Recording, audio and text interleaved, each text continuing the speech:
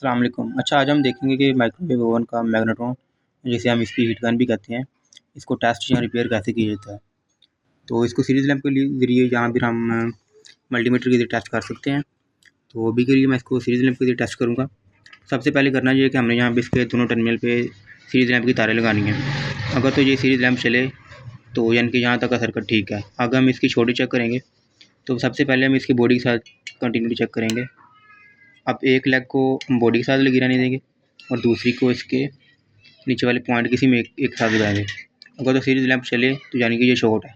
तो अभी के लिए अब देखें, ये इसके साथ ये हमारा सीरीज़ लैंप चल रहा है, यानी कि ये शॉर्ट है या ख़राब है। अब इसके साथ चेक करते हैं, इसके साथ भी हमारा सीरीज़ लैंप चल रहा है, यानी कि ये ख़राब है।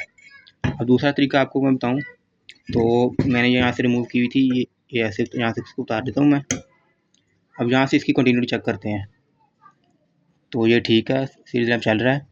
अब यहाँ से इसकी बॉडी के साथ चेक करते हैं क्या ये यहाँ तक ठीक है या नहीं। ये देखें, यहाँ हमारा सीरीज़ लैंप नहीं चल रहा, यानी कि यहाँ से ये शॉर्ट नहीं है। अगर मैं आपको नीचे से इसकी लेग चेक करवाऊँ तो ये देखें, ये इसकी लेग शॉर्ट है। ये देखें, यहाँ सीरीज़ लैंप चल रहा है, एक इसकी लेग ठीक है, एक लेग इसकी शॉर्ट है, ये वाली लेग शॉर्ट है। अब हम ये करेंगे ये कि यहाँ तो इसको रिप्लेस कर सकते हैं या यहाँ पर हम तारें बाहर निकाल के डायरेक्ट हमारे सर्किट के साथ लगा सकते हैं। तो इसका ये आसान तरीका है। तो बजाय ये कि हम 2025 का इसको परचेज़ करें, इसके ज़रिए हम यहाँ जो कनेक्टर को तब्दील कर सकते हैं या फिर यहाँ से हम तारें तीनों से की निकाल कर डायरेक्टली लगा सकते हैं।